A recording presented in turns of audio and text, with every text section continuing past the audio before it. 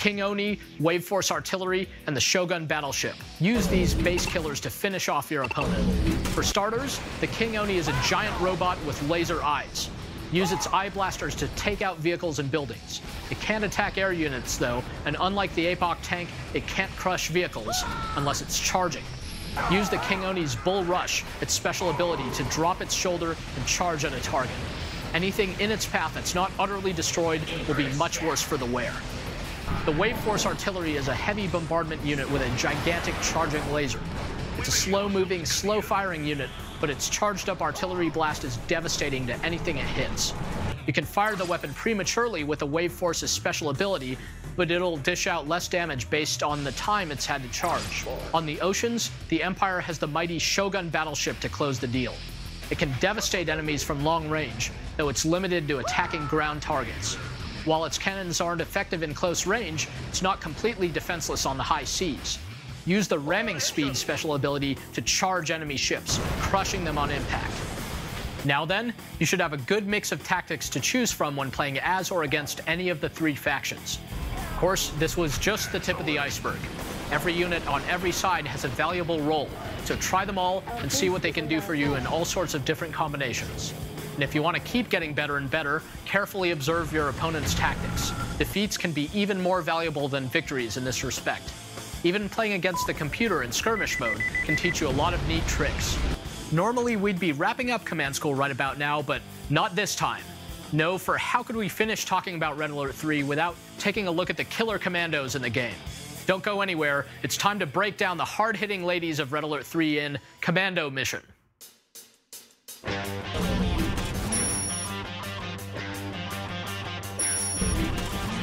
One of the most highly anticipated additions to the Soviet Army in RA3 is the sniper commando Natasha.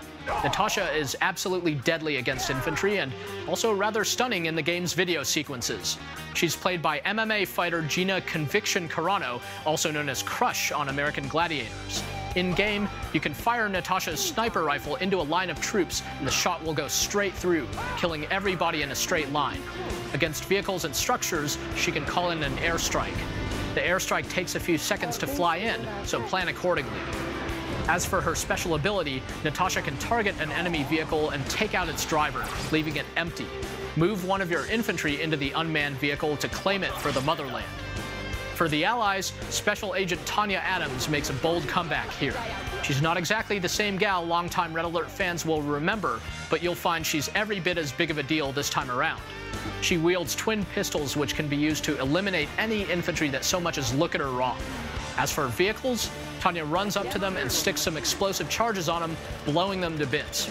And like any good commando, Tanya can also wipe out structures as soon as she gets to them. Be wary of anti-infantry air units, though, as she has no way to counter enemy aircraft. Also, anything with a decent range, such as base defenses, can be deadly to Tanya since she's a close-ranged fighter. Luckily, if you're caught unaware by a pack of twin blades, you can use her special ability, the Time Belt, to get out of harm's way. Tanya will instantly snap back in time several seconds ago to her previous position and her previous health level. Finally, let's have a look at the psionic, or some would say psychotic, commando of the Empire, Yuriko Omega. She may look all cute and innocent at first glance, but don't let that fool you. After all, Yuriko is the product of a secret program that gave her psychic abilities, which she can use to amazingly destructive effect. She can pick up any enemy infantry unit and smash it into the ground, killing it. Or she can pick up the heaviest tank with her mind and shake it to pieces. It's just as easy for her to kill a Mirage tank as it is for her to kill a Peacekeeper. However, this makes her vulnerable to groups of units, which can swarm her. To counter a massed force, use her Psychokinetic Burst special ability to fling all enemy units next to her away, while killing most enemy infantry outright. Yuriko is also extremely effective against structures and can tear them apart with her psychic powers. Now that you have a general idea of how all the factions in Red Alert 3 operate and how to sick your commandos on your opponents, let's take a look at how all this comes into play during the campaign. And since this is a special episode of Command School, we'll let my distinguished colleague and Red Alert 3 designer Amir Rao take the reins in Campaign Trail. All right, thanks, Greg. I'm Amir Rao, a designer on Red Alert 3, and we're about to hit the campaign trail here with New York City, the last mission of the Soviets campaign.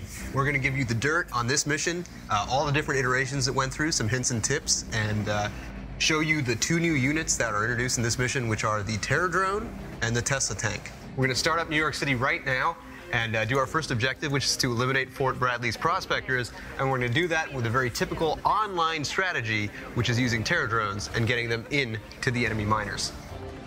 All right, so we open up here with a shot of Fort Bradley. You'll notice the Mirage field is obscuring some enemies that we're probably going to have to fight later, and what's this? We've got allied units that are spitting out sparks. That's because they're infested with our best friends here, the Terror Drone. First thing I'm going to do is put them in a control group, and the best way to do this mission at the beginning is to do it fast, and I'll tell you why later. But for now, take them, move them really, really fast. You want to attack move just beyond whatever it is you want to kill, and just keep your group moving. All right, this is the first real challenge here, which is that you've got this Riptide right here, which can take your units apart. So you can switch one of your terror drones into their secondary mode, lock them down, and just at around that time, your co-commander's units will show up, and you can take out both the Riptide and the enemy harvesters. You'll notice that there are some dogs here. They pose no harm at all to your terror drones. You can just rip them apart. There actually used to be something like 14 dogs guarding Fort Bradley, but the producers thought it was so cruel that we had to sort of reel back on the amount of dogs that you were just endlessly slaughtering. All right, once that last miner is dead, you get Ackerman yelling at you at some stuff, and thus begins the invasion, and a moment that a lot of our fans have been waiting for, which is finally getting their hands on the Tesla Tank. All right, the Tesla Tank is reserved for people who are of high ranks, and at this point in the campaign, after all you've gone through in the Soviet campaign, you are definitely worthy. So what I'm going to do is actually create 3 control groups here, one for my Tesla tanks, one for my my Twin Blades, and one for my Kirovs. So the faster you actually did the first part, the better off you are in this part, because they'll have less money in this section. You'll notice that Fort Bradley starts putting up defenses in preparation for your coming, and also that they have Mirage tanks that they're using with Mirage fields to hide what's actually there. We're going to move the Kirovs, and I'm going to just waypoint mode them across all the barracks. Then I'm going to move up my Hinds to get them into a tactical position. So I keep calling them Hinds because over the course of development, unit names change. They were originally called the Hind. They started becoming the Twin Blade because of their new look with the double rotors. And a lot of that unit naming stuff was a result of our story producer, Michael Pedriana, our lead designer, Jason Torres, and of course, Greg Kasavin, who did most and led up a lot of the unit character stuff we did. The key thing here is you really need to take out anti-air fast, and that's where the Twin Blade comes in. Meanwhile, the Kirovs are going to just take out all the production facility and basically bring them down quickly. Your co-commander will take out any sort of outlying defenses. And once that Mirage tank goes down, you're going to sort of be privy to the whole set of things that they've created over here in Fort Bradley. As always, focus fire on the anti-air, because once the anti-air is gone, your Kirovs and your Twin Blades are basically going to be unstoppable. So if you ever have any problems at this part, you can always reverse move your tanks outside of Fort Bradley, use your air to pick off the targets tactically. Especially on hard difficulty, there's a lot more anti-air here. Any unit you see that's in their laser lock mode, any of those Javelin troopers, you have to take them down as soon as you can, because they will waste a Kirov. So while my units are making quick work of Fort Bradley, it's probably worth noting some of the things we've done that are kind of in homage to Red Alert 2. So Red Alert 2 had its own New York City mission. It was the first mission of the Allied campaign where you started with Tanya. Fort Bradley was actually a structure in that mission that you helped take back online. So this doesn't have the exact geo of Fort Bradley, but we try to do things that were in the same spirit. When we look at the map this way, we're actually looking at Manhattan. This is southern Manhattan. You've got some elements of Battery Park. This is supposed to be Central Park up here, and in sort of the comic book blown out proportions of an RTS map, it kind of makes sense that this would be downtown. We've got our Wall Street wrong because this is the New York Stock Exchange. It should actually probably be somewhere over here, but this is where we had to put it because that's how it worked for gameplay. The other thing that's really cool about this New York City mission that came together was Nick Levere's audio direction. He basically he created this track for New York City. He contracted it with and worked on it with his composers. that was just so out of left field but felt so perfect. It has like turntables and saxophones and this jazz vibe, which is something you wouldn't expect, but given sort of where you are in the story and what you're doing, which is just sort of terrorizing the Allies, it made complete sense. All right, we've destroyed Fort Bradley, hurrah. And now we're gonna get our moment, which is like a true homage to Red Alert 2 and kind of fits in with this idea that time travel has unintended consequences. And in this case, exactly what happened in Red Alert 2's beginning is happening right here. You got Tanya, the 4 dreadnoughts. She's destroying them all just as she was at the beginning of the Allied campaign. Here's our version of the Statue of Liberty, and instead of GIs hunkered down, we've got peacekeepers who put on their shield mode during that cutscene. And what we're trying to do here is tie the games together and just do something that's out of respect for a game that we all loved. So you're going to get your base now, and this is where, like I said with the first part, New York City's all about speed, about doing things as fast as you can and as efficiently as you can, just as you would in a multiplayer game. Okay, the first thing you want to do, because the Allies are going to come charging at you, is get your forces off of Manhattan. The best way to do that is to move your Kirovs over, take your Hinds, move them to the edge, and make them pick up your Tesla tanks. At the same time, you want to get ready for any air units you're going to face, and you will face a lot of Apollo fighters. So we put down the flak tower right at the edge here, which gives us a pretty good protection for the naval yard we'll place down next. Part of doing any last mission is to try and give a sense of desperation to the enemy side, to make it seem like they're throwing everything they have at you. And the way we do this a lot of times is through very early attack waves, whereas in previous missions we give you some time to build up, and New York City is no exception. You're going to start seeing enemy forces pretty quickly. It's going to be a paradrop, and that's where transporting our Tesla tanks is going to come in very handy. So the nice thing about the Allies is they always announce their attacks because they're a little bit more noble, especially in this mission. So you'll pretty much always know what to look for. A common mistake people made is try and defend your base with Kirovs. That always ends poorly because they do area of effect damage. So now, as each of the guys drops, our Tesla tanks make quick work of each of them, and they're all just completely annihilated. Now that we're sort of set up on our part of the island, we've got our unit producing structures out. It's time to tech up, which as the Soviets means super reactor. So the thing with a super reactor is normally you want to keep it as far away from your base as possible because the thing, when it goes nova, will absolutely destroy you. But I like to keep it well defended with a single sentry gun. That'll sort of stop any of the incoming paradrops, which you can see there's another one here too. So I am doing it a little bit risky here, but I didn't want to keep it close to the water because I know those water attacks are going to be pretty rough. So the other nice thing is, if you were paying attention in the first part, you'll notice that Manhattan now has all these ore nodes that we could be using. And also they have this New York Stock Exchange, which is a bonus objective to capture, but they've got it guarded by cryocopters, they've got spy IFVs, they've got normal IFVs, they've got tanks, so they've got all the anti-air and anti-ground that are going to make your life hard. Our goal is all these vacant ore mines over here, and then hopefully we can even build a production structure over here that's going to help us take the stock exchange, which, if you'll notice, the stock exchange gives money very rarely, but it's 100 credits every time. I really want the New York Stock Exchange, and I really don't feel like moving a whole bunch of units over here right now, so we're going to go up the orbital dump tree, take orbital dump, drop it right on top of all these tanks, and basically completely annihilate a lot of them, which just leaves the air, which are pretty easy to take out, as we mentioned before, if we build some of our own MiGs. Remember, we've got that crane, so we always have that second build queue. And what do we need our second build queue now for? For a barracks. Because we want to capture the New York Stock Exchange to get that $100 every couple seconds that it's giving. Our expansion operation is blooming. It's time to get some flak troopers out to take care of those cryocopters and a single combat engineer. Oh, looks like they did a drop right next to my expansion base.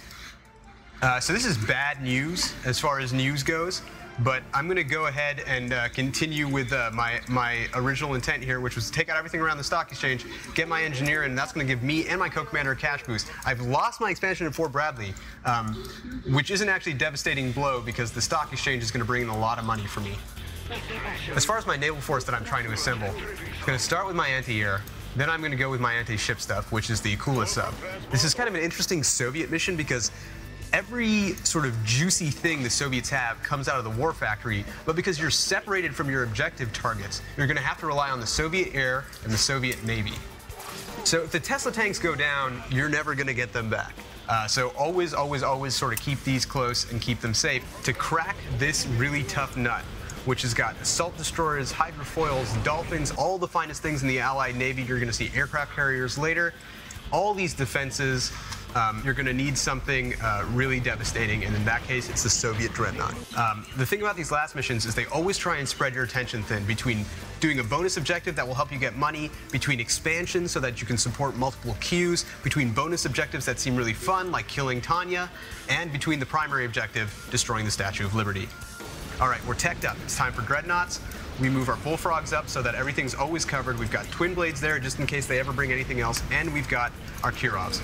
The best way to use dreadnoughts is to waypoint attack, holding down the Alt key on all the things you want to kill. If anything comes out at you, get those subs up and start attacking them. You can't afford for the dreadnoughts to sort of not be attacking those high priority base defense structures. And if anything like the Apollo fighter starts giving you hell, that's where the bullfrogs come into play. Harder difficulties and harder missions are all about doing multiple things at once. So I'm waypointing, attacking my dreadnoughts. I'm shooting forward with my subs. Whenever their ultra torpedoes are ready, I just blind fire them towards the enemy, knowing that they're going to hit something like this construction yard, this assault destroyer, or this defense.